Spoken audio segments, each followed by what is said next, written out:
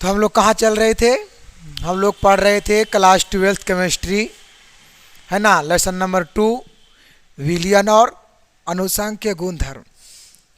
तो उसमें कुछ दूर तक हम लोग चले थे, तो आज हम लोग चलते हैं वहाँ तक। पॉइंट हम लोग कहाँ तक चले थे तो थोड़ा सा उसको एक रिविजन कर लिया जाए, है ना।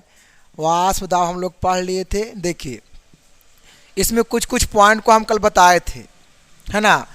जैसा कि पॉइंट है पहला, वाष्प हाव है यहाँ पे, है ना। हम कल यहाँ बताए थे क्या होगा, यहाँ पे हाव है, यहाँ पे होगा दाब है, यहाँ पे क्या होगा, दाब। जैसे कि हम लोग कल कुछ पॉइंट में पढ़े थे कि वाष्प दाब का अवनमन क्या है ना। हम लोग कल क्या पढ़े थे? हम लोग पढ़े थे क्या? हम लोग पढ़े थे वाष्प दाब का अवनमन क्या है ना। वाष्प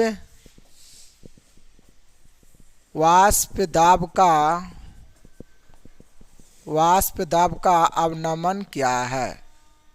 वाष्प दाब का अवनमन, वाष्प दाब का अवनमन क्या है, हम लोग कल पढ़ चुके थे। तो हम बोलेंगे कि शुद्ध विलायक का वाष्प दाब, है ना, जिसमें कि हम बताए थे क्या, है ना। देखिए पी पर पावर 0 और माइनस पी पर पावर क्या एस, मतलब कि क्या है, दोनों के बीच की अंतर है।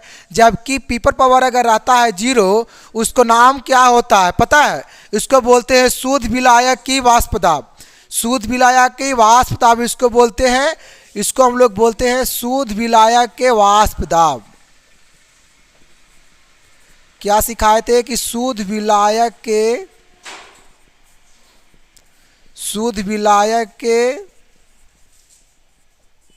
वाष्प, वाष्प नहीं वाष्प होगा, शुद्ध विलायक के वाष्प दाब, है ना। क्या है? शुद्ध विलायक के, एक होता है शुद्ध विलायक के वाष्प दाब और एक होता है विलयन का वाष्प दाब। इसको क्या बोलते हैं? विलयन का वाष्प दाब, है ना। विलयन के वाष्प दाब, है ना। आप देखिए इसी तो समझना है मैटर को, क्या है वाष्प दाब का अवनमन। आता है बोर्ड में कि वाष्प दाब का अवनमन क्या है, तो बाबू बोलेंगे कि शुद्ध विलायक के वाष्प दाब, है ना। शुद्ध विलायक के, देखिए आप चाहे तो नोट कर सकते हैं, हेलो, आप चाहे तो नोट कर सकते हैं। देखिए मेरे सवाल क्या है, वाष्प दाब का अवनमन क्या है, तो आपको लिखना पड़ेगा कैसे कि शुद्ध विलायक के वाष्प दाब, शुद्ध विलायक के वाष्प दाब और विलयन के वाष्प दाब के अंतर को क्या कहेंगे? वाष्प दाब का अवनमन कहेंगे। एक आपकी सवाल बताए थे हम कल क्या कि वाष्प दाब का अपेक्षिक अवनमन क्या है ना। वाष्प दाब के अपेक्षिक अवनमन क्या है, तो इसमें हम बताए थे इसका भी एक सूत्र होता है पी पर 0 और फिर पी पर छोटका एस मतलब स्मॉल और फिर देखिए ए है। यही क्या है? वाष्प दाब का अपेक्षिक अवनमन। तो देखिए ई पता है पूरा क्या है? ई जो पूरा है ऐसे क्या है? वाष्प दाब का अवनमन है ना। ये पूरा क्या है? ई जो आप देख रहे हैं इसको, है ना, ये देखिए ये जो पूरा देख रहे हैं, ए वाला सिर्फ ये क्या है, तो ये जो है बाबू से वाष्प दाब का अवनमन है। अब इसको देखिए, अब आप लोग देख रहे होंगे इसको, ये देखिए ई जो आपको जो दिख रहा होगा ये पता है क्या है? ये देखिए क्या है ने कि शुद्ध विलायक के वाष्प दाब है। क्या है? शुद्ध विलायक के वाष्प दाब है। तो हम कह सकते हैं ना, अगर मानिए कि आपके सवाल आ जाए कि वाष्प दाब का अपेक्षिक अवनमन क्या है, तो इसको लिखेंगे सबसे आसान तरीका से। क्या लिखेंगे ना कि वाष्प दाब का अवनमन, क्या लिखेंगे? वाष्प दाब का अवनमन और शुद्ध विलायक के वाष्प दाब के अनुपात को क्या कहेंगे जी? तो वाष्प दाब का अवनमन कहेंगे। वाष्प दाब का अपेक्षिक अवनमन कहेंगे। कब कहेंगे? तो जब वाष्प दाब का अवनमन और शुद्ध विलायक के वाष्प दाब के अनुपात को क्या कहेंगे? तो वाष्प दाब का अपेक्षिक अवनमन कहेंगे। अब हम क्या सिखाए थे? हम लोग पढ़े थे रावल का नियम। हम लोग क्या पढ़े थे? तो हम लोग पढ़े थे रावल के नियम। आप देखिए जी रावल के नियम क्या होता है बाबू। तो रावल के नियम में क्या बताए थे हम? ये देखिए रावल के नियम के समझने का कोशिश करेंगे। रावल के नियम में देखिए ये था, है न, और बराबर में क्या था? स्मॉल एन और small N plus capital N, है न। आप देखिए यही क्या है? रावल का नियम है। बट देखिए एक क्या होता है, आप देखना है बाबू, क्या देखना है इसमें? ये देखना है, ये देखिए क्या है, ये पूरा को क्या कहेंगे? तो ये पूरा जो है से क्या है? वाष्प दाब का अपेक्षिक अवनमन है। ये पूरा क्या है? वाष्प दाब का अपेक्षिक अवनमन है। लेकिन एक क्या है? तो ये पता है क्या है? ए वाला जो है से पता है क्या है? इसको हम लोग बोले थे विलेय का मोल प्रवाह, है न। ये जो है से क्या है? विलेय का मोल प्रवाह। ये क्या है? तो विलेय का मोल प्रवाह, मोल प्रवाह क्या है? तो विलेय का मोल प्रवाह। तो हम कह सकते हैं, क्या कह सकते हैं कि वाष्प दाब का अपेक्षिक अवनमन, अन्य वाष्प दाब के अपेक्षिक अवनमन विलेय का मोल प्रवाह के बराबर होता है ना। उसे क्या कहते हैं? रावल का नियम कहते हैं। हम बार बार कह रहे हैं, देखिए पूरा क्या है? तो वाष्प दाब का अपेक्षिक अवनमन है, यहाँ देखिए बताए थे। और उसके बाद ये क्या है? तो विलेय का मोल प्रवाह है। तो हम बाबू कह सकते हैं कि वाष्प दाब के अपेक्षिक अवनमन, है न, और विलेय का मोल प्रवाह के क्या होता है? बराबर होता है। उसे क्या कहेंगे? रावल का नियम कहेंगे, है न। और इसके साथ साथ में हम बताए थे, एक होता है आदर्श विलयन, एक होता है अनादर्श विलयन। तो हम बताए थे, क्या बताए थे ना? आदर्श विलयन बताए थे हम। थोड़ा सा इसको हटा सकते हैं, है ना। ये देखिए एक होता है, क्या बताए थे? एक बताए थे अनादर्श विलयन होता है। एक होता है अनादर्श विलयन। क्या होता है? अनादर्श विलयन। अब एक होता है क्या? आदर्श विलयन। यही तो हम सिखाए थे, आदर्श विलयन, आदर्श विलयन। तो हम बताए थे आदर्श विलयन किसे कहते हैं? तो आदर्श विलयन उसे कहते हैं जो रावल को नियम को क्या करता है न, रावल के नियम को, रावल के नियम को पालन करता है। क्या करता है? रावल के नियम को पालन करता है। उसे क्या कहते हैं? उसे हम आदर्श विलयन कहते हैं। लेकिन अनादर्श में क्या होता है? तो इसमें होता है नहीं कि इसमें रावल के नियम को पालन नहीं करता है। रावल के नियम को पालन नहीं करता है, पालन नहीं करता है न, पालन नहीं करता है। उसे क्या कहते हैं? अनादर्श विलयन कहते हैं। जो रावल को नियम को पालन नहीं करता है उसे क्या कहते हैं? अनादर्श विलयन कहा जाता है। ये आपका रहा। आपको हम ये वाला कल पढ़ाए थे, है न। इसमें एक नोट पॉइंट ही बताए होंगे कि आदर्श विलयन का आयतन उसके अवयवों के आयतन के योगफल के बराबर होता है। अब इसके आगे हम क्या बताए थे? चलिए चलते हैं।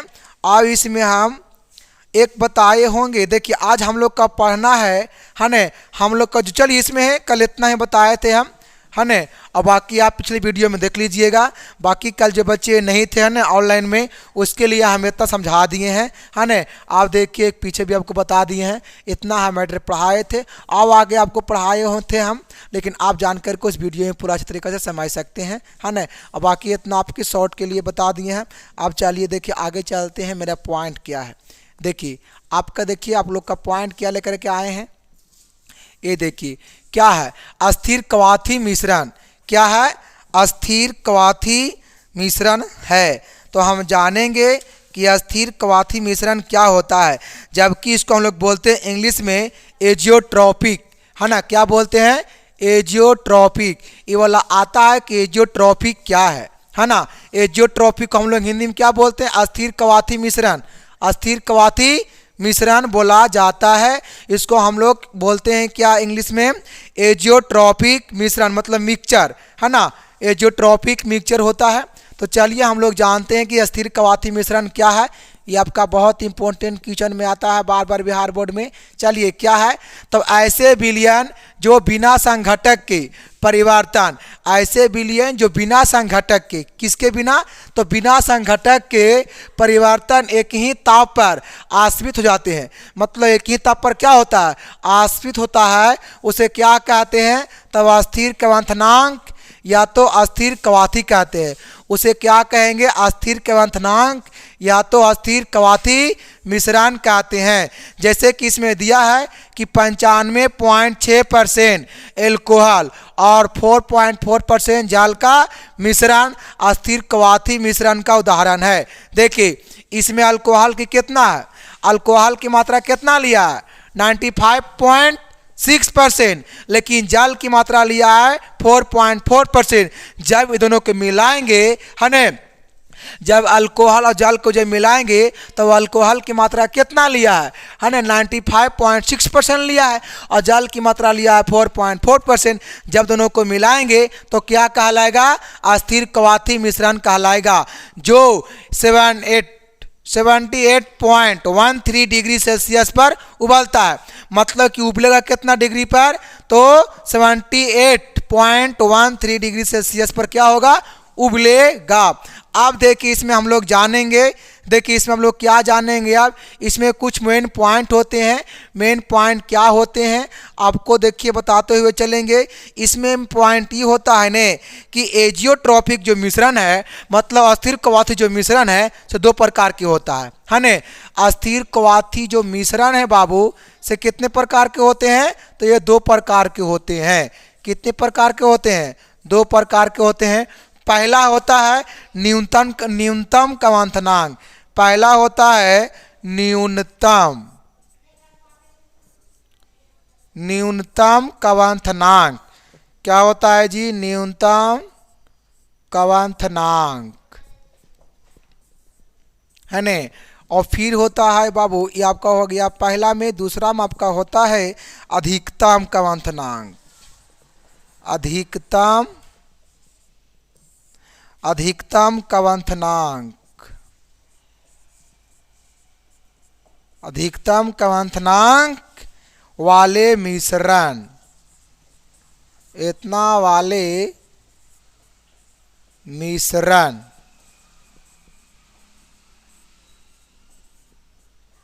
इतना वाले मिश्रण। देखिए आपको बताते हुए चले, हाँ जी, नहीं कि एंजियोट्रॉपिक मिश्रण जो है, एंजियोट्रॉपिक मिश्रण जो है से कितने प्रकार के होता है, तो दो प्रकार के होता है। उसको हिंदी में बोलते हैं अस्थिर कवाथी जो मिश्रण है, से दो प्रकार के होता है। पहला क्या, एक न्यूनतम क्वथनांक वाले मिश्रण, दूसरा होता है अधिकतम क्वथनांक वाले मिश्रण। देखिए इसके पहले आप लोग पढ़े होंगे क्वथनांक द्रव्यनांक। हेलो, क्वथनांक और द्रव्यनांक पढ़े थे, वो आपके पास है, तो उसको आप अच्छे तरीके से समझ सकते हैं, या तो आप अच्छे तरीके से उसको निकाल सकते हैं। ठीक है, अब बाकी देखिए हम लोग चलते हैं। तो हम लोग इतना को पढ़ने से पहले हम लोग सीख लेंगे ना अभी कि क्वथनांक क्या होता है।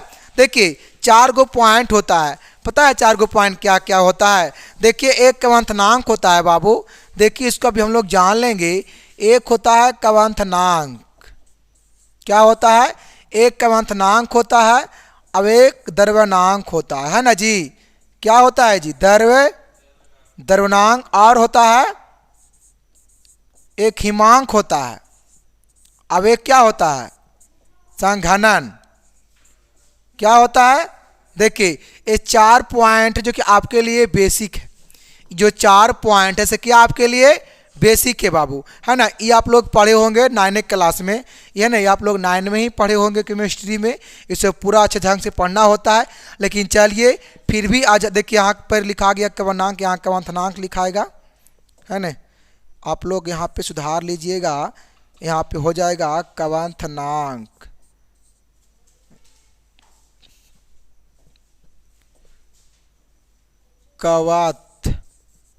क्वथनांक, है ना, क्वथनांक, द्रवनांक और हिमांक और संघनन। तो एक बार बता दिया जाए। चलिए, जो बच्चे जानते हैं बोलेंगे क्वथनांक किसे कहते हैं? क्वथनांक क्या होता है? क्वथनांक क्या होता है? नहीं पता है क्या? क्या क्या बात है, इसको क्वथनांक क्वथनांक को इसको नहीं पता तो क्या पता है? कभी ना पढ़ाया गया है क्वथनांक द्रव्यनांक। गजब गजब मूर्ख है। देखिए चलते हैं, देखिए क्या होता है। ओला बुक होता है, नहीं ओला लेकर के आओ, उसमें देखो क्या होता है गधा। जाओ देखो, चलो देखो क्या होता है। सबसे पहला ठोस, द्रव,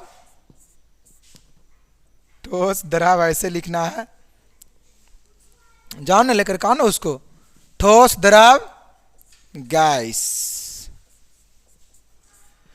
ठोस, द्रव, गैस। आप देखिए इसमें हम लोग को चलना है कि अगर जब क्या, अगर हम लोग जब है न ठोस से एक निश्चित ताप पर जब कोई पदार्थ को, है ना, कौन ताप पर?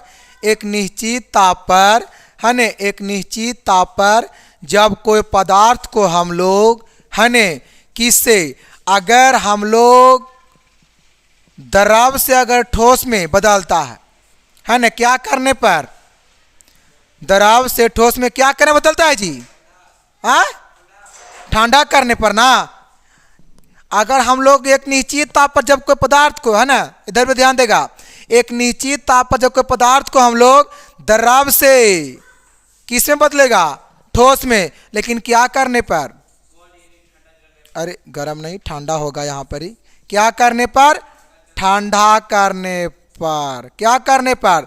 जब हम लोग के पदार्थ को द्रव से एक निश्चित ताप पर द्रव से ठंडा करने पर किसमें में बदलेगा? ठोस में। तो वो क्या कहलाएगा? वो कहलाएगा हिमांक। हम बताए थे हिमांक किसे कहते हैं। तो बोलेंगे बाबू कि जब कोई पदार्थ को एक निश्चित ताप पर, जब कोई पदार्थ को एक निश्चित ताप पर जब कोई पदार्थ को द्रव से ठंडा करने पर परिवर्तन किस में होता है? ठोस में होता है। उसे क्या कहेंगे? हिमांक कहेंगे। लेकिन अगर जब कोई पदार्थ अगर ठोस से किस में हो रहा है परिवर्तन? द्रव में। मतलब कि एक निश्चित ताप पर गर्म करने पर, लेकिन क्या करने पर? क्योंकि मान जो को ठोस से मार्कर है, तो मार्कर किस अवस्था में है? ठोस अवस्था में। तो इसको द्रव में लाना है तो क्या करेंगे? ठंडा करेंगे? नहीं। जब इसको द्रव में लाना है तो क्या करेंगे? इसको गर्म करेंगे। क्या करेंगे? गर्म करेंगे। तो यहाँ पे क्या करेंगे? गर्म। तो बोलेंगे कि जब कोई पदार्थ को एक निश्चित ताप पर, जब कोई पदार्थ को एक निश्चित ताप पर, है ना, ठोस से परिवर्तन होकर के किस में आएगा? द्रव में आएगा। तो उसको क्या कहेंगे? उसको कहेंगे द्रव्यनांक। क्या कहेंगे उसको? उसको कहेंगे द्रव्यनांक, है ना। द्रव्यनांक किसे कहेंगे? तो जब कोई पदार्थ एक निश्चित ताप पर द्रव से परिवर्तन होकर के किस में आएगा? सॉरी, ठोस में है और परिवर्तन होकर किस में आएगा? जब द्रव में आएगा उसे क्या कहेंगे? द्रव्यनांक कहेंगे, है ना। आप देखिए, अगर कोई पदार्थ एक निश्चित ताप पर ठंडा होकर के किस में आ रहा है? गैस से द्रव में आएगा। गैस से किस में आएगा? जब वो गैस द्रव में आएगा ठंडा करने पर। क्या करने पर? ठंडा करने। बताइए क्या कहलाएगा? पता है क्या कहलाएगा? संघनन। क्या कहलाएगा? संघनन। क्या कहलाएगा? संघनन कहलाएगा। कब? अगर जब हम कोई पदार्थ को एक निश्चित ताप से, एक निश्चित ताप पर, जब कोई पदार्थ को एक निश्चित ताप पर, है ना, गैस से परिवर्तन किस में होगा? द्रव में होगा। तो उसे क्या कहेंगे? संघनन कहेंगे, है ना। और उसके बाद अगर कोई पदार्थ द्रव से परिवर्तन होकर किस में आएगा? गैस में आएगा। अगर जब कोई पदार्थ एक निश्चित ताप पर, जब कोई पदार्थ एक निश्चित ताप पर, है ना, द्रव से परिवर्तन होकर के किस में आएगा? गैस में आएगा। तो बताइए क्या करने पर? गर्म करने पर। क्या करने पर? गर्म करने पर। तो पता है क्या कहलाएगा? ये आपका कहलाएगा क्वथनांक, है ना जी। क्या कहलाएगा? कवंथनांक कहलाएगा। क्या कहलाएगा? कवंथनांक। पता है द्रव्यनांक को हम लोग का एक और नाम है, उसको नाम क्या है? गलनांक। द्रव्यनांक का एक और नाम क्या है? गलनांक। इसको भी थोड़ा सा समझने का कोशिश कीजिएगा, है न। क्या है? तो इसको बोलते हैं गलनांक। द्रव्यनांक का एक और नाम क्या है? गलनांक आता है ना। तो देखिए आपको समझ में आया होगा अच्छी ढंग से कि कवंथनांक क्या होता है ना। हम देखिए बताए थे ना अभी जी, एक होता है द्रव्यनांक और एक होता है हिमांक। द्रव्यनांक, हिमांक और कवंथनांक, ये आपके 4 पॉइंट अति इम्पोर्टेंट है। अब एक होता है क्या? संघनन। तो हमें विश्वास है कि आप लोग के क्लियर हो गया होगा। ये 4 पॉइंट है जो आपको क्लियर हो गया होगा। तो चलिए एक बार फिर से उसको दोहरा दिया जाए। द्रव्यनांक किसे कहते हैं? तो बोलेंगे कि जब कोई पदार्थ को एक निश्चित ताप पर क्या करेंगे? गर्म करेंगे। क्या करेंगे? गर्म करेंगे। तो ठोस से किस में बदलेगा? द्रव में बदलेगा। ठोस से किस में बदलेगा? ठोस से जो द्रव में बदलेगा, इसलिए उसको क्या कहेंगे? द्रव्यनांक कहेंगे। क्लियर? आप देखिए हिमांक। हिमांक क्या होता है? तो जब कोई पदार्थ को एक निश्चित ताप पर, जब कोई पदार्थ को एक निश्चित ताप पर है ना, द्रव से किस में बदलेगा? ठंडा करने पर। द्रव से किस में बदलेगा? ठंडा करने पर तो ठोस में बदलेगा। किस में बदलेगा? ठोस में। तो उसे क्या कहेंगे? हिमांक कहेंगे। आप देखिए क्या है? कवंथनांक है। कवंथनांक किसे कहते हैं? तो बोलेंगे कि जब कोई पदार्थ को एक निश्चित ताप पर गर्म करने पर, जब कोई पदार्थ को एक निश्चित ताप पर गर्म करने पर द्रव से किस में बदलता है? गैस में। द्रव से किस में बदलेगा? गैस में। तो उसे क्या कहेंगे जी? कवंथनांक कहेंगे। अब एक क्या है? संघनन। संघनन क्या होता है? तो बोलेंगे कि जब कोई पदार्थ को एक निश्चित ताप पर गैस से ठंडा करने पर किस में बदलेगा? द्रव में बदलेगा। उसे क्या कहेंगे? संघनन कहेंगे। तो ये वाला पॉइंट आपको अच्छा तरीका से समझ में आया होगा। चलिए हम लोग अब पीछे क्या, हाँ आप देखिए, यहाँ पे आपको समझ में आएगा कि कवंथनांक क्या होता है। ठीक है, अब हमको बोलने की जरूरत नहीं, आपको पढ़ा दिया गया है ना। आप उसको समझ करके आप डायरेक्ट समझ सकते हैं कि कवंथनांक क्या होता है। तो चलिए, अस्थिर कवाथी मिश्रण क्या प्रकार के होता है जी? तो अस्थिर कवाथी मिश्रण 2 प्रकार के होता है। क्या प्रकार के होता है? 2 प्रकार के होता है। तो चलिए इसको भी हम लोग जान लेंगे, है ना। पहला में क्या था? तो हम लोग जानेंगे कि जो पहला में जो था से क्या था? पहला में था क्या? न्यूनतम कवंथनांक। तो हम लोग जानेंगे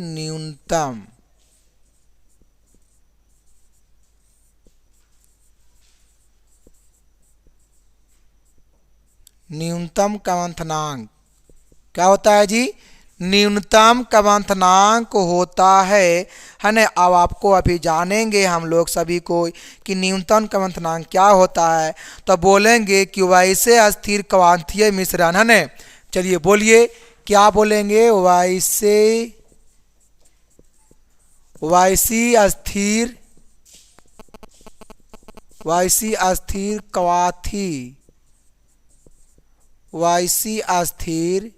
कवाथी मिश्रण, वैसे अस्थिर कवाथी मिश्रण। देखिए आप लोग ध्यान दीजिए, है ना। जब तक ध्यान केंद्रित नहीं कीजिएगा तब तक आपको समझ में नहीं आएगा। बार बार कहते हैं थोड़ा सा ध्यान दीजिए, है ना। क्या हम लोग लिख रहे थे? न्यूनतम कवंथनांक। तो वैसे अस्थिर कवाथी मिश्रण, है ना, जिसमें मिश्रण का कवंथनांक, है ना, जिसमें मिश्रण का कवंथनांक, चलिए यहां से लिखेंगे, जिसमें मिश्रण का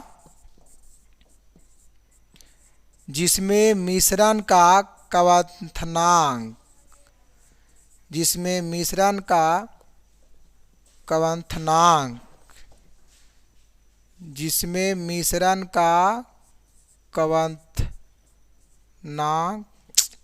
क्या लिखा जाता है? जिसमें मिश्रण का कवंथनांक, जिसमें मिश्रण का क्या होता है?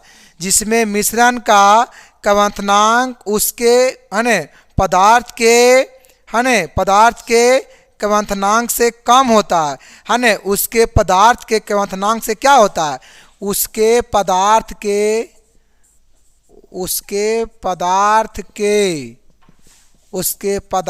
के कवंथनांक से, उसके पदार्थ के क्वथनांक से क्या होता है, क्वथनांक से कम होता है। क्या होता है, कम होता है। उसे क्या कहते हैं, न्यूनतम क्वथनांक कहते हैं। क्या लिखा है कि वैसे मिश्रण, वैसी अस्थिर कवाथी मिश्रण जिसमें मिश्रण का क्वथनांक उसके पदार्थ के क्वथनांक से क्या होता है, उसके पदार्थ के क्वथनांक से कम होता है, उसे क्या कहते हैं, तो उसे न्यूनतम क्वथनांक कहते हैं। अब हम लोग जानेंगे जस इष्टि का उल्टा में होता है। उल्टा क्या होता है, तो हम लोग अभी पढ़े थे क्या, एक होता है अधिकतम, अधिकतम क्वथनांक, अधिकतम क्वथनांक। तो आइए हम लोग जानेंगे अधिकतम क्वथनांक किसे कहते हैं। तो बोलेंगे क्या कि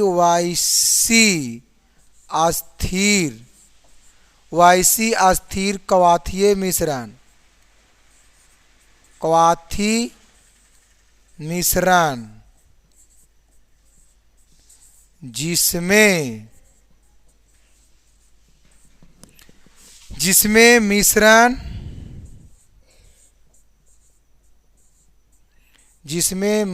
का क्वथनांक, जिसमें मिश्रण का क्वथनांक उसके उसके पदार्थ के क्वथनांक, उसके पदार्थ के क्वथनांक से उसमें कम बताए थे, तो इसमें क्या होगा, अधिक होता है। क्या होता है, अधिक होता है। देखिए यहाँ लिखा हुआ आपका आंसर में ही, क्वेश्चन में अंदर से आंसर छिपा है। यहाँ अधिकतम कह रहा है, यहाँ न्यूनतम कह रहा है। तो भाई जिस पदार्थ की क्वथनांक क्या रहेगा, कम रहेगा, है न। जिस पदार्थ के क्वथनांक क्या रहेगा, कम रहेगा, उसे न्यूनतम क्वथनांक कहेंगे। और जिस पदार्थ का क्वथनांक अधिक रहेगा, जिस पदार्थ का क्वथनांक, जिस मिश्रण में जिस पदार्थ के क्वथनांक क्या रहेगा, अधिक रहेगा, उसे क्या कहेंगे, अधिकतम क्वथनांक कहेंगे। तो जो बच्चे नोट नहीं किए हैं वो नोट कर सकता है। ये आपका एग्जाम में आता है कि न्यूनतम क्वथनांक और अधिकतम क्वथनांक क्या है। तो भाई जिसका क्वथनांक कम रहेगा वो न्यूनतम कहलाएगा, और जिसका क्वथनांक अधिक रहेगा वो अधिकतम क्वथनांक कहलाएगा। यहाँ तक कोनो दिक्कत होना नहीं चाहिए। अब हम लोग इसके आगे चलते हैं। इसके आगे जो है आपका से बहुत ही इम्पोर्टेंट है, वो देखिए आपको क्या इम्पोर्टेंट है। आप देखिए, चलते हैं हम लोग आगे की ओर। ये देखिए क्या इम्पोर्टेंट है ना। यहाँ पे आप सभी को ध्यान से इसको देखने की कोशिश करेंगे, ये आखिर क्या होता है ना। तो चलिए देखिए क्या है। ये आपका बहुत ही इम्पोर्टेंट है, एकदम एकदम VVI क्वेश्चन नहीं वाला है ना। ये आपकी बोर्ड में देखिएगा तो आपको ये वाला बार बार पूछता है ना। ये आपके लिए अति इम्पोर्टेंट क्वेश्चन है। तो चलिए क्या है क्वेश्चन, अनुसांख्य गुणधर्म क्या है।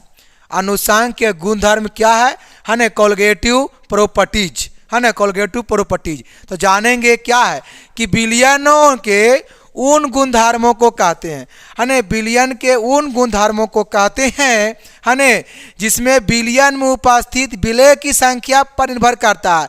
विलयन में उपस्थित विलय की संख्या पर निर्भर करता है। किस पर निर्भर करता है, तो विलयन के संख्या पर निर्भर करता है ना। विलयन के संख्या पर निर्भर करता है, बल्कि विलय के प्राकृतिक पर नहीं। यहाँ नहीं लिखा है, हम लोग लिख सकते हैं है ना, बल्कि क्या लिखेंगे, लिखेंगे ना कि बल्कि विलय के प्रकृति पर नहीं, विलय के प्रकृति पर नहीं है ना। देखिए निर्भर करता किस पर है, अनुसांख्य गुण धर्म जो होता है से निर्भर किस पर करता है, तो बोलेंगे कि विलय की संख्या पर निर्भर करता है। किस पर, विलय की संख्या पर निर्भर करता है, बल्कि विलय की प्राकृतिक पर नहीं, उसे क्या कहते हैं? अनुसंख्य गुणधर्म कहते हैं, है न। आपको पता है, जैसे में लिया है कि वाष्प दाब का अपेक्षिक अपनमन, वाष्प दाब के अपेक्षिक अपनमन मतलब ए वाला बात कर रहा है, ये देख लीजिए, ए वाला है, यही है ना, यही क्या है? वाष्प दाब का अपेक्षिक अपनमन एक अनुसंख्य गुण है। अनुसंख्य गुण जो है से कौन वाला है जी? तो वाष्प दाब का अपेक्षिक अपनमन है। आपके यहाँ से आएगा एग्जाम में कि अनुसंख्य इनमें से कौन एक अनुसंख्य गुण है, तो आपको देखिए डाल देगा ये वाला और कुछ आपको कर देगा। तो आपको इस तरीक़ा से आपको अगर समझ में आएगा, अगर आपको समझा रहेगा तभी वहाँ क्लियर भी कर सकते हैं, और अगर नहीं तो वैसे डाउट में भी रह सकते हैं। लेकिन जब हम पढ़ा रहे हैं तो कोई डाउट नहीं, एकदम क्लियर, एकदम फ्रेश रहेगा, है न। फ्रेश क्या रहेगा? अगर आ गया आपके एग्जाम में अनुसंख्य गुणधर्म क्या है, तो सिरे से बोलना है कि बिलियन में उपस्थित बिलियन में उपस्थित विलय की संख्या पर निर्भर करता है, बल्कि विलय की प्रकृति पर नहीं निर्भर करता है। यहाँ तक कोई दिक्कत? एकदम, यहाँ तक कोई दिक्कत होना नहीं चाहिए। अब देखिए क्या है, कुछ प्रमुख अनुसंख्य गुण है, इसका कुछ प्रमुख अनुसंख्य गुण है, वो देखिए गुण क्या है? तो पहला गुण है वाष्प दाब का अपेक्षिक अपनमन। पहला गुण क्या है? वाष्प दाब का कभी कभी यहाँ से ऐसे भी आता है कि अनुसंख्य गुण है, मतलब अनुसंख्य गुण के प्रकार है। तो अनुसंख्य गुण 4 प्रकार के होता है। क्या प्रकार के होता है जी? तो 4 प्रकार के होता है। आपकी ऐसे भी पूछ सकता है, क्या प्रकार के होता है? 4 प्रकार के। पहला क्या? वाष्प दाब का अपेक्षिक अपनमन, जबकि अभी हम पढ़ाए हैं कि वाष्प दाब का अपेक्षिक अपनमन किसे कहते हैं। उसके बाद क्या है? क्वथनांक का उन्नयन। क्या है? क्वथनांक का उन्नयन हम लोग इसको नहीं पढ़े हैं, जैसे जैसे हम लोग आगे की ओर बढ़ेंगे वैसे वैसे हम लोग पॉइंट को धीरे धीरे खत्म करेंगे, है ना। अभी आपको आगे हम देंगे, है ना, क्या देंगे कि क्वथनांक का उन्नयन क्या है, फिर क्या हिमांक का अवनमन क्या है, फिर प्रसरण दाब क्या है।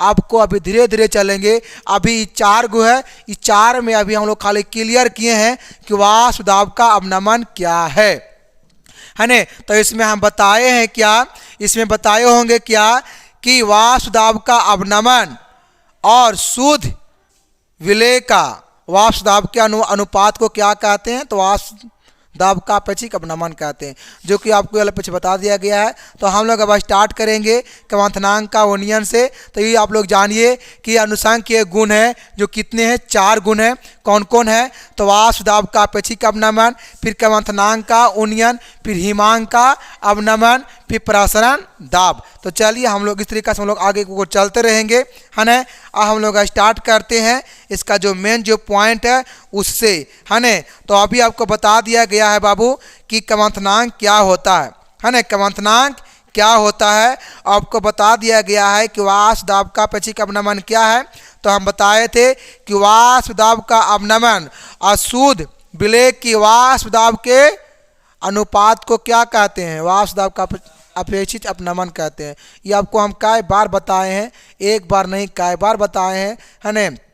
तो हमको इतना समझ में आ रहा है कि आप लोग को सभी को समझ में आ गया होगा कि वाष्प दाब का अपेक्षित अपनमन क्या है। तो चलिए हम लोग आगे की ओर हम लोग बढ़ते हैं। देखिए आपकी अगला जो पॉइंट है से क्या है? क्वथनांक का उन्नयन क्या है। तो इसको जान लिया जाए, ये आपको पता हो गया तो इसको जान लिया जाए कि क्वथनांक का उन्नयन क्या है। तो चलिए हम लोग जानते हैं, धीरे धीरे हम ये बता रहे थे आगे को जानेंगे। तो चलिए क्वथनांक का उन्नयन क्या है, इसमें क्या है भाई। चलो ये आपको एक अलग पॉइंट है, अभी आपको पढ़ाएंगे ये वाला हम। सबसे पहले हम लोग जानेंगे क्या कि क्वथनांक का उन्नयन क्या है न। तो चलिए जान लेते हैं क्वथनांक का उन्नयन क्या है। आपको पहला वाला हो गया था, ये दूसरा में है न जी। दूसरा में क्या है? तो क्वथनांक का अवनमन की उन्नयन था। क्वथनांक का क्या था जी? क्वथनांक का उन्नयन था, है न। याद रखेंगे क्वथनांक का उन्नयन था। तो हम चलिए चलते हैं 2 में। क्वथनांक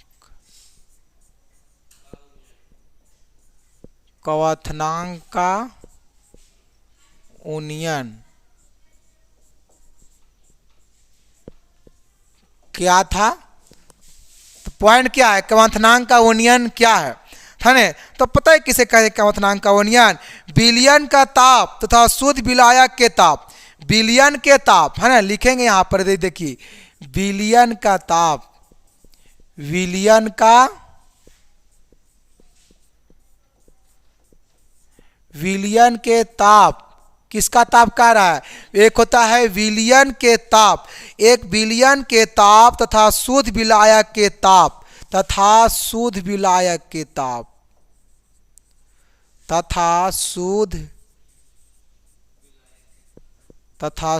विलायक के ताप के अंतर को क्या कहेंगे? ताप के अंतर को क्या कहेंगे? तो क्वथनांक का उन्नयन कहेंगे। देखिए आपका निकल के चला या क्या है भाई पॉइंट? तो देखिए पॉइंट क्या है? पॉइंट है कि क्वथनांक का उन्नयन क्या है? तो क्या है? विलयन का ताप, एक लिया है विलयन के ताप, अब एक क्या लिखा है, क्या लिया है? एक लिया है शुद्ध विलायक के ताप के अंतर को क्या कहेंगे? क्वथनांक का उन्नयन। क्या बहुत भारी है? बहुत ईजी है, बहुत ईजी है, लेकिन बुक में आपको इतना इजी नहीं जितना ये सबको सिखा दिया जा रहा है, ये आपको जान लीजिए, है ना। बहुत मेहनत करते हैं तो आपको इतना इजी में आता है ना। चलिए तीसरा क्या था जी? तीसरा था हिमांक का अवनमन। तीसरा था हिमांक का अवनमन। तीसरा क्या था? तीसरा आपका है हिमांक का अवनमन है।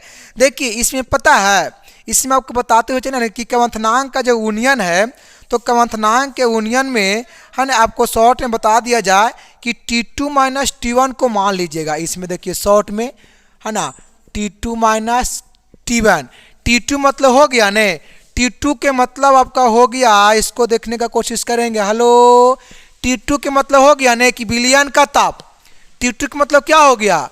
विलयन के ताप हो गया, और T1 के मतलब क्या हो गया? शुद्ध विलायक के ताप। तो मतलब एक ही इतना के अंतर को हम लोग क्या कहेंगे? क्वथनांक का उन्नयन कहेंगे। आपका शॉर्ट में हो गया। आप देखिए हम क्या लिखे हैं? हिमांक का अवनमन लिखे हैं। क्या लिखे हैं जी? हिमांक का अवनमन। अब हम लोग जानेंगे कि हिमांक का अवनमन क्या होता है, तो हम लोग जानेंगे ने, तो बोलेंगे क्या कि विलायक का हिमांक और विलयन के हिमांक, विलायक का हिमांक, देखिए लिखिए विलायक का हिमांक, विलायक का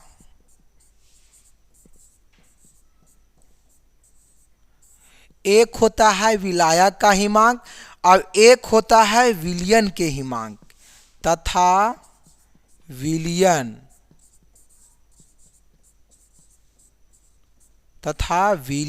के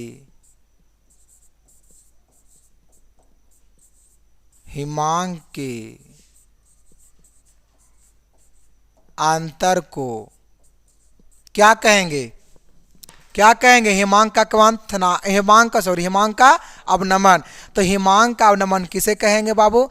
तो विलायक का हिमांक तथा विलयन के हिमांक के अंतर को क्या कहेंगे हम लोग? तो इसको हम लोग क्या कहेंगे जी? हेलो, तो इसको हम लोग कहेंगे हिमांक का अवनमन कहेंगे। जैसे में देखिए आपको हम शॉर्ट में बताते हुए चलेंगे। देखिए आपका पॉइंट क्या है? एक होता है T1 और minus T2, T1 minus T2। T1 के मतलब आपका हो गया विलायक का हिमांक और T2 के मतलब हो गया क्या? विलयन का हिमांक। तो अंतर कह रहा है, तो यहाँ देखिए अंतर है। क्या है? अंतर है। तो इसलिए हम कह सकते हैं कि विलायक का हिमांक तथा विलयन के हिमांक के अंतर को क्या कहेंगे? हिमांक का अवनमन कहेंगे। आपको धीरे धीरे सभी को सारा होगा क्लियर, बशर्ते खाली ध्यान पूर्वक सुनते रहिए, है न। और सुनने, क्योंकि सुनिएगा तभी समझ ही पाइएगा, इसलिए आपको सुनना बहुत ज़रूरी है। सुनिए ध्यान से सुनिएगा, तब आपको ध्यान से भी समझ में आएगा। इसलिए ध्यान से लगल रहिए, आपको समझ में पूरा के पूरा आएगा। तो चलिए अब क्या बचा? तीसरा हो गया, हम लोग 3 गो पढ़ गए जी। अब क्या था जी चौथा में जी? चौथा में था परासरण दाब। चौथा में क्या था? चौथा हम लोग क्या पढ़ रहे थे? हम लोग चौथा में पढ़ रहे थे प्रसरण दाब। क्या पढ़ रहे थे? चलिए चलते हैं।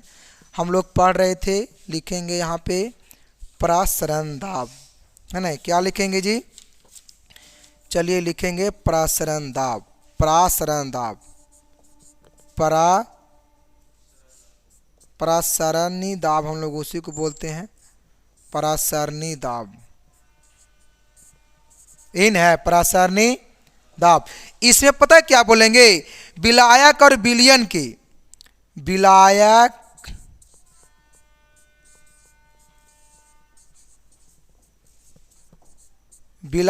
और विलयन की, विलायक और विलयन की, विलायक और विलयन के, है ना जी, वाष्प दाबों के,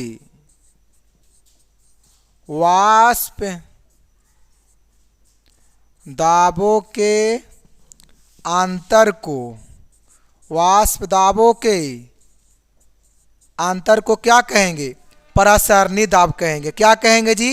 प्रसरणी दाब। किसे कहेंगे? तो विलायक और विलयन के वाष्प दाब के अंतर को क्या कहेंगे? प्रसरणी दाब कहेंगे। तो हमको इतना पता है कि आप लोग सभी को क्लियर हो गया होगा। यानी क्या क्या था? 4 गो था। 4 में आपको एगो पहले पढ़ा दिया गया था, वाष्प दाब का अपेक्षिक अवनमन, है न? जबकि देखिए आप खाली इसको देखिए, यही तो है जी, यही क्या है? तो वाष्प दाब का अपेक्षिक अवनमन यही तो है। ये आपको पहला में था, है न? ये आपको कै में था? तो ये आपको पहला में ही आपको ये वाला पॉइंट पढ़ा दिया गया था। जबकि देखिए दूसरा में क्या है? तो कवंथनांक का ओनियन है। तो कवंथनांक आपको ओनियन में देखिए लिखा हुआ है, आपको समझा दिया गया है। उसके बाद क्या? हिमांक का अवनमन है, ये भी आपका समझा दिया गया है। उसके बाद क्या था? प्रसरणी दाब था। क्या था उसके बाद? प्रसरणी दाब। ये आपका रहा अनुसांख्यिकीय गुणधर्म, अनुसांख्यिकीय का गुण, अनुसांख्यिकीय का गुण या अनुसांख्यिकीय गुणधर्म का प्रकार है ये। तो 4 गो है जो कि आपको क्लियर हो गया होगा अच्छे ढंग से। तो इसको जो नोट नहीं किया है वो बच्चे नोट कर सकता है। अब हम लोग आगे की ओर बढ़ते हैं। चलिए आगे की ओर हम लोग चलते हैं, है ना? देखिए एक क्या है, ये पॉइंट को देखना बहुत ज़रूरी है।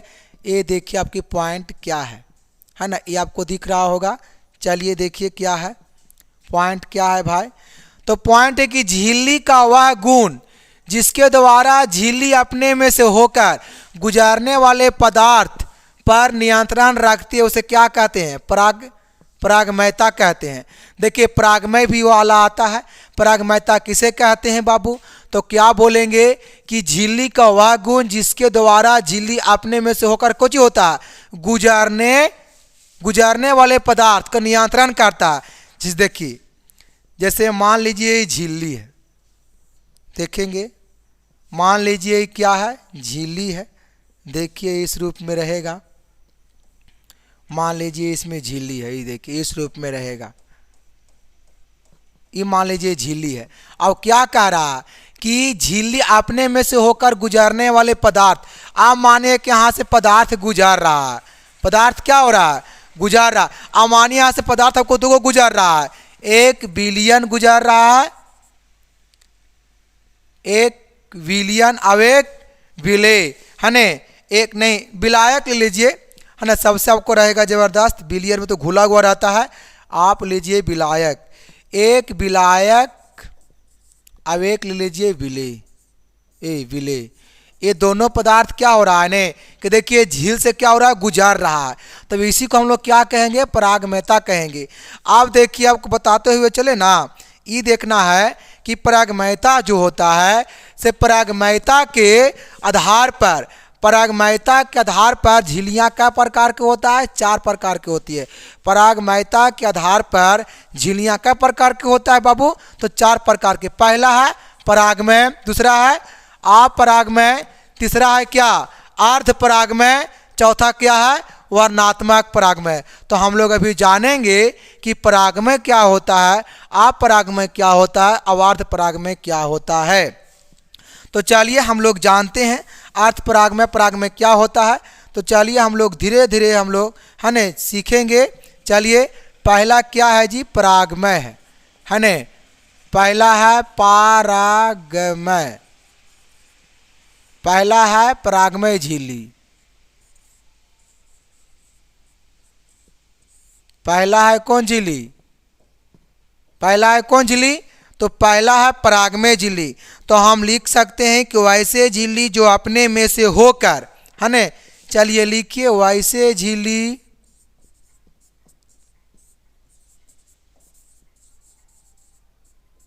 वैसे झिल्ली जो अपने में से,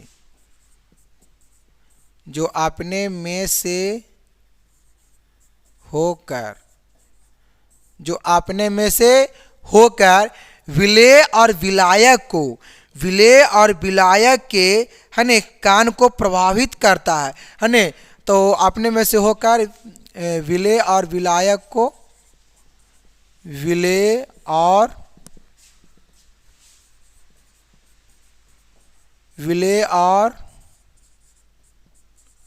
विलेय और विलायक के, विलेय और विलायक के कानों को प्रभावित करता है। कानों को क्या करता है, प्रभावित करता है। उसे क्या कहते हैं, परागमय झिल्ली करते, परागमय झिल्ली कहते हैं।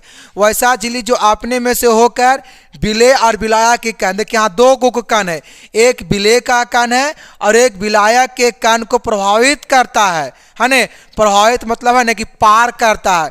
एक झील है जो कि उसको क्या करता है, पार करता है। देखिए वो झील देखिए क्या है, जैसे में यहाँ देखिए आपको एग्जाम्पल से है ना, जैसे कि यहाँ पर देखिए, ये देखिए झील है एगो, है ना।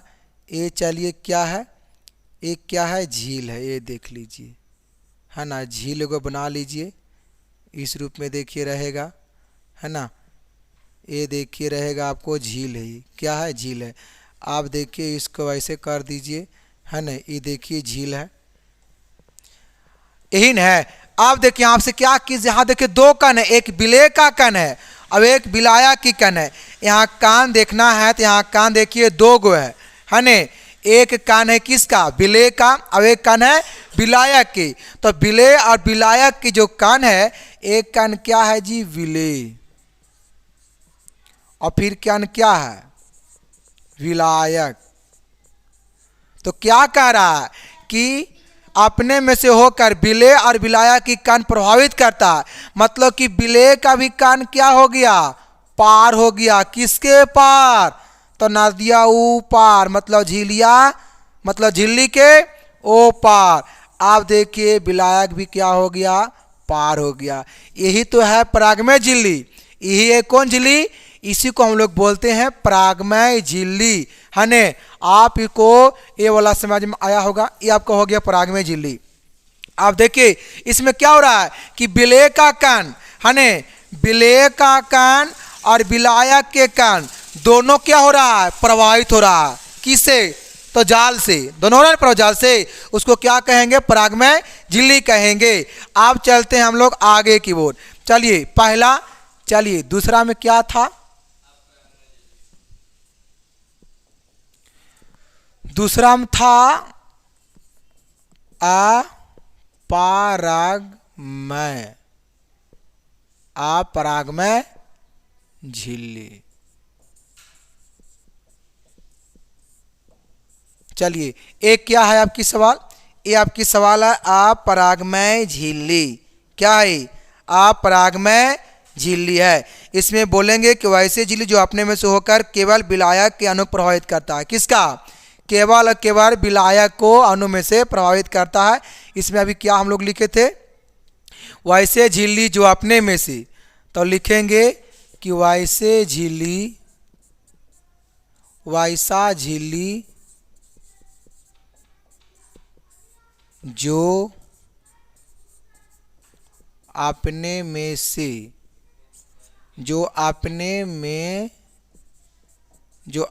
में से होकर, जो अपने में से क्या, जो अपने में से होकर केवल विलायक के अणु को अपने में से होकर केवल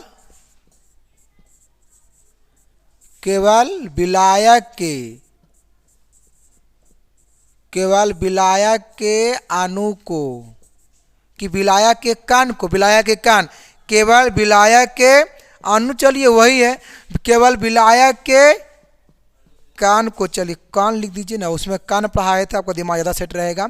तब विलायक के कण को प्रभावित करता है। प्रभावित किसको करता है? ने केवल विलायक के कण को प्रभावित करता है, बल्कि विलेय के कण को नहीं, है ना जी, बल्कि विलेय के कण को नहीं। ये आपका रहा क्या? अपरागमय झिल्ली। क्या है इसमें? देखिए क्या इसमें कह रहा है, क्या कह रहा है इसमें कि वैसे झिल्ली जो अपने में से होकर केवल विलायक की कान को मतलब पार करता है, विलेय की कान को पार नहीं करता है। जैसे में देखिए ये है झिल्ली, ये क्या है बाबू? तो ये है झिल्ली, है ना। देखिए ये क्या है? ये आपका क्या रहा? ये आपका झिल्ली रहा, है ना। ये देखिए ये क्या रहा? झिल्ली रहा। तो ये जो झिल्लिया है, ये झिल्लिया से पार क्या हो रहा है? तो ये झिल्लिया से पार हो रहा है क्या?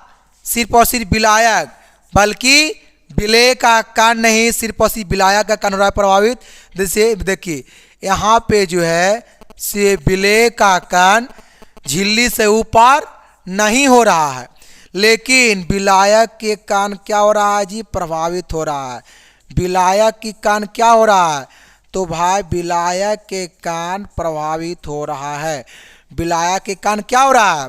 प्रभावित हो रहा है। यहाँ पे लिखा हुआ है कि केवल विलायक के कण को प्रभावित करता है, उसे क्या कहते हैं? अपरागमय झिल्ली कहते हैं, है ना। और इसमें क्या पढ़े थे परागमय वाला में कि जिसमें दोनों को प्रभावित करता है, विलेय का कण भी और विलायक के कण भी। लेकिन इसमें केवल और केवल विलायक के कण को ही प्रभावित कर रहा है ना। विलायक को कण को प्रभावित कर रहा है, बल्कि विलेय के कण को प्रभावित नहीं कर रहा, इसलिए इसे क्या कहेंगे? अपरागमय झिल्ली कहेंगे। तो चलिए अब हम लोग आगे की ओर चलते हैं। ये आपका हुआ दूसरा। एक क्या आता है? तीसरा में आता है क्या? अपरागमय झिल्ली। तीसरा में क्या आता है? तीसरा में आता है अपरागमय झिल्ली। तीसरा में क्या आता है? अपरागमय झिल्ली। सॉरी 2 मिनट, इसमें पता है क्या है? अपरागमय झिल्ली है ना, सही। अपरागमय झिल्ली यहाँ पर लेकिन नहीं होगा, ये आपका हो जाएगा अर्ध परागमय झिल्ली।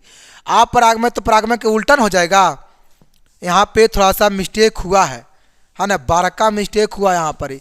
देखिए यहाँ पर हम लिखे ही उल्टा है, यहाँ पर आप इसको कुछ नहीं कीजिए, केवल पता है क्या कीजिए, यहाँ पे देखिए ये मिस्टेक हुआ है। मिस्टेक यहाँ पे ये लिखाएगा अर्ध परागमय झिल्ली, यहाँ क्या होगा? अर्ध परागमय झिल्ली होगा, अर्ध परागमय झिल्ली, अपरागमय नहीं। यहाँ पे जो होगा से अर्ध परागमय झिल्ली, अपरागमय नहीं होगा। यहाँ पे आ को भी रेज कर दीजिए, ये वाला आप देखिए आपको सही रहेगा। अर्ध परागमय झिल्ली हम यहाँ पे नंबर होना चाहिए तीसरा, बट हम लिख दिए थे दूसरा, तीसरा होगा अर्ध परागमय। अरे अर्ध परागमय में आधा को पार हो रहा, आधा पार नहीं हो रहा है, ऐसे समझना। ये तो बहुत इजी था, लेकिन हमको देखो, हमको लग रहा था ना कि वो वाला है ने, हमको लग रहा था कि अर्ध परागमय है, बट दूसरा वहाँ लिखा गया था, इसी वजह से मिस्टेक हो गया था। देखिए कुछ नहीं हुआ है, थोड़ा सा खाली अंतर क्या है? अर्ध परागमय झिल्ली। अर्ध परागमय झिल्ली कहने का मतलब है ने कि आधा झिल्ली पार हो रहा, आधा झिल्ली पार नहीं हो रहा। जैसे कि यहाँ पर देखिए ये आपका आंसर में सही लिखा हुआ, हाँ आपके आंसर में सही लिखा हुआ है। सही क्या है कि विलेय की कान पार नहीं होता है, लेकिन विलायक के कान पार होता है। मतलब आधा कान पार होता है, आधा कान पार नहीं होता है, उसी को लोग क्या कहते हैं? अर्ध परागमय झिल्ली कहते हैं, है ना। चलिए आपको हम बता देना चाहते हैं कि वो आपसे हमसे मिस्टेक हो गया है ना, लेकिन अब हम लोग आगे की ओर चलते हैं ना। चलिए आप देखिए अगला क्या है, 2 मिनट। चलिए अब हम लोग पढ़ेंगे अपरागमय। तो अपरागमय में सबसे हल्का है ये दो केन है, क्या है? अपरागमय। क्या है जी? अपरागमय झिल्ली है। कौन झिल्ली है? इसमें पता है क्या होता है? तो इसमें लिखेंगे ने कि वैसे झिल्ली, चलिए बोलिए, वैसे जो अपने में से, जो अपने में से, जो अपने में से होकर, जो अपने में से, जो अपने में से होकर क्या करता है पता है? जो अपने में से होकर विलेय, हाँ विलेय और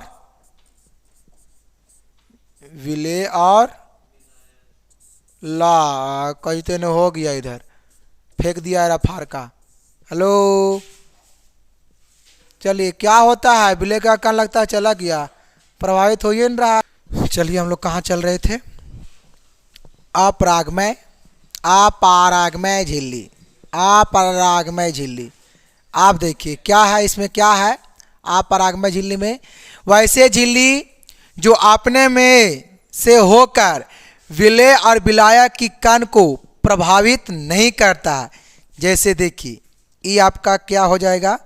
जैसे देखिए ये झिल्ली है ना, आपको हम कई बार सिखाए हैं। ये देखिए झिल्ली है, ये झिल्ली में क्या हो रहा है? एक विलेय का कण पार हो रहा है, अब एक विलायक की कण पार हो रहा है ना। तो एक ये आपका हो गया क्या? विलेय। अब एक किसका कण है? एक कण है विलायक की। लेकिन इसमें क्या कर रहा है? विलेय और विलायक की कण को प्रभावित नहीं कर रहा, ये दो गोम से किसी को पार नहीं कर रहा। किसका पार? नदिया ऊपर नहीं, झिल्ली के ऊपर। देखिए बाबू यहाँ से हमको 3 गो हम सिखाए हैं, एकदम आपको सबसे ज्यादा मजा आपको आएगा 3 गो में। क्या क्या सिखाए हैं जी? एक क्या हो रहा है? देखिए अगर ये हमसे दोनों अगर पार नहीं होगा, अगर विलेय विलायक के कण अगर दोनों अगर पार नहीं होगा तो क्या कहलाएगा? अपरागमय झिल्ली। और अगर दोनों अगर पार हो जाएगा तो क्या कहलाएगा? परागमय झिल्ली, है ने। कौन सी दोनों पार हो जाएगा? तो विलेय और विलायक की कण अगर दोनों प्रभावित अगर हो गया झिल्ली से तो क्या कहलाएगा? परागमय झिल्ली। और अगर विलेय का कण प्रभावित नहीं हो करके बल्कि अगर विलायक के कण अगर प्रभावित होता है वो क्या कहलाएगा? अर्ध परागमय झिल्ली। वो क्या कहलाएगा? अर्ध परागमय झिल्ली कहलाएगा। आपको डॉट पूरा क्लियर हो जाएगा, है ना। हम लोग चलते हैं। अब क्या है? चौथा वर्णात्मक परागमय। क्या चौथा?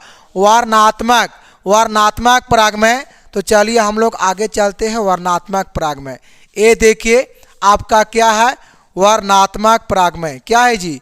वर्णात्मक परागमय। तो हम लोग जानेंगे क्या होता है।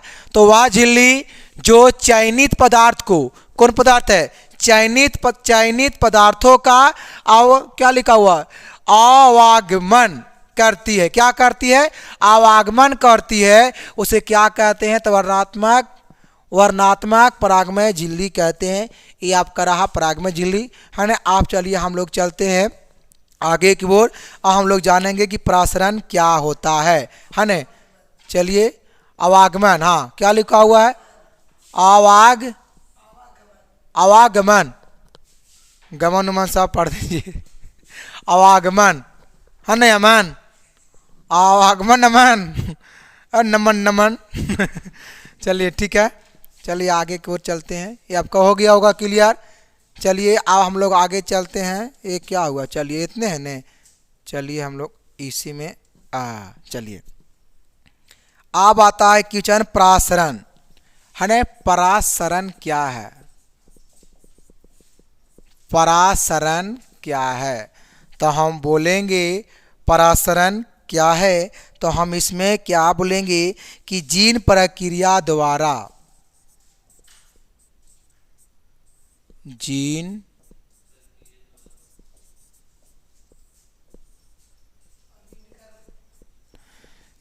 प्रक्रिया द्वारा तनु विलयन का,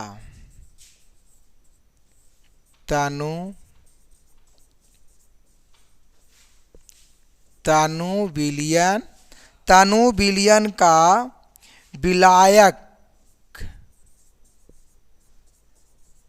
तनु विलयन का विलायक किसी अर्ध पराग में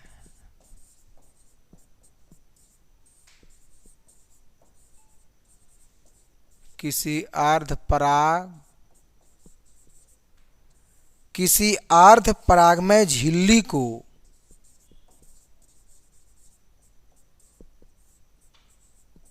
अर्ध पराग में झिल्ली को स्वतः है न स्वतः पार कर सांद्र विलयन में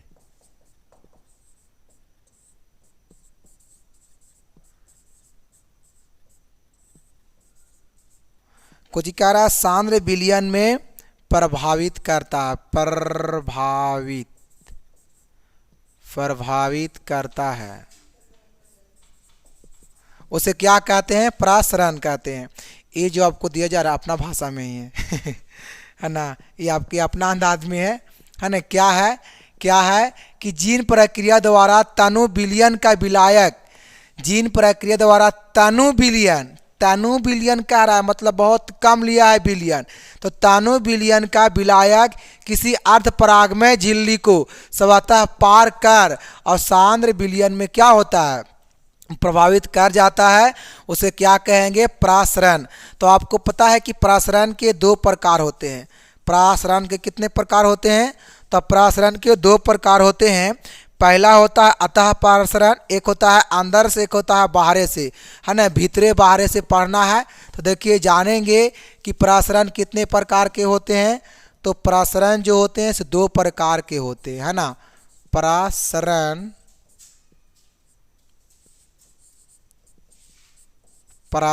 2 प्रकार के होते हैं।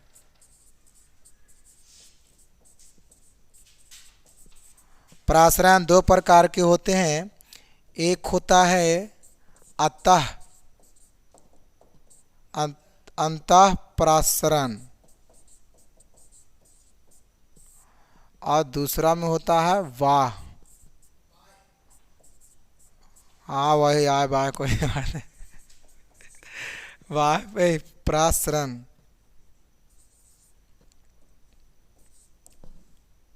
पारासरण क्या? हाँ प्रसरण।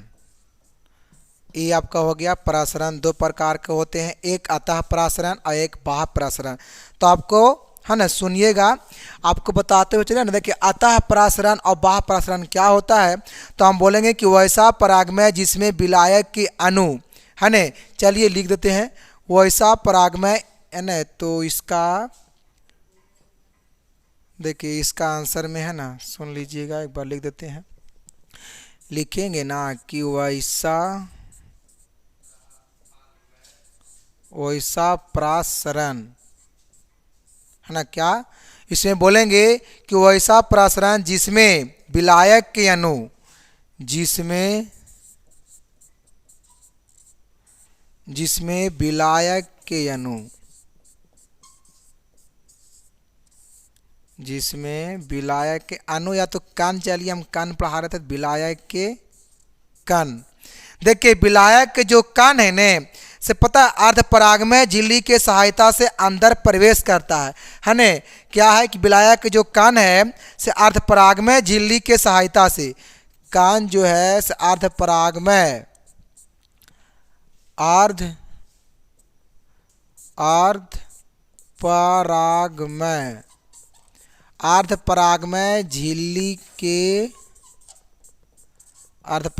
झिल्ली के सहायता से है न, सहायता से अंदर प्रवेश करता है, उसे क्या कहते हैं? अतः प्रसरण। अतः प्रसरण किसे कहते हैं? तो बोलेंगे कि वैसा प्रसरण जिसमें विलायक के कण कर रहा है, विलायक के कण अर्ध परागमय झिल्ली के सहायता से, किसके सहायता से? तो अर्ध परागमय झिल्ली के सहायता से कहाँ जाता है? तो अंदर की ओर वो प्रवेश करता है, उसको हम लोग क्या कहेंगे, अतः प्रसरण कहेंगे। तो इसी तरीका से है आपकी बाह्य प्रसरण। तो इसमें लिखेंगे कि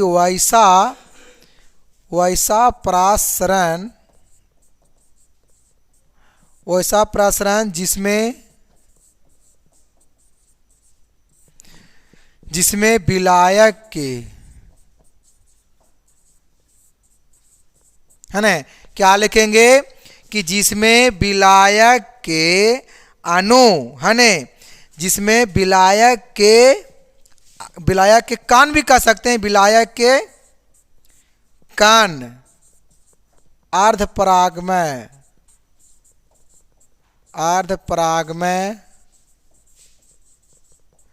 अर्धपरागमय झिल्ली के सहायता से अर्धपरागमय झिल्ली के सहायता से, है ना, बाहर, यहाँ अंदर अंतः पूछ रहा है, तो अंतः मतलब यहाँ अंदर में प्रवेश कर रहा है। तो यहाँ पे अर्धपरागमय झिल्ली के सहायता से, है ना, बाहर प्रवेश करेगा, बाहर